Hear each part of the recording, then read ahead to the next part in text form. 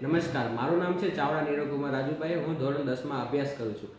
નમસ્કાર, મારું નામ સેગાડ હરિલાલ છે અને હું ધોરણ 10માં અભ્યાસ કરું છું. અમે શ્રી બીબીએમ હાઈસ્કૂલ બિદડામાં અભ્યાસ કરીએ છીએ. અમારા માર્ગદર્શિકા શિક્ષકનું નામ વિધિબેન રાજગોર છે.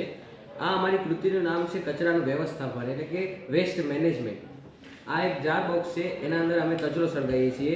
પછી જાર બોક્સમાં સળગેલ કચરો અહીંયા જે હીટિંગ સોલાર પેનલ છે તેમાં ઉષ્માને શોષી લે છે. જે ઉષ્મા શોષેલી ઉર્જા અહીંયા જઈ કેપેસિટર્સમાં જાય છે. કેપેસિટર બેટરીને ચાર્જ કરે છે અને આ ચાર્જ થયેલી બેટરી આપણે કોઈ પણ જગ્યાએ યુઝ કરી શકીએ.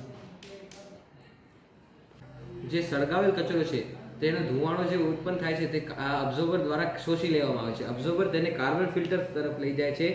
કાર્બન ફિલ્ટર કાર્બનને અલગ કરે છે અને શુદ્ધ હવા બહાર મોકલે છે. જે કાર્બનથી આપણે ઇંક બનાવી શકીએ. લાસ્ટમાં જે આની એશ રાખ વધે છે તેનાથી આપણે રોડ્સ બનાવી શકીએ, ઈંટો બનાવી શકીએ. આમ આ કચરાનો સંપૂર્ણ રીતે ઉપયોગ થઈ ગયો, જેમાંથી આપણે વિદ્યુત ઉર્જા મેળવી છે, કાર્બન અલગ કર્યો છે જેનાથી આપણે ઇંક બનાવી શકીએ છીએ. જે આ રાખ વધી છે છેલ્લે તેનાથી આપણે રોડ્સ બનાવી શકીએ.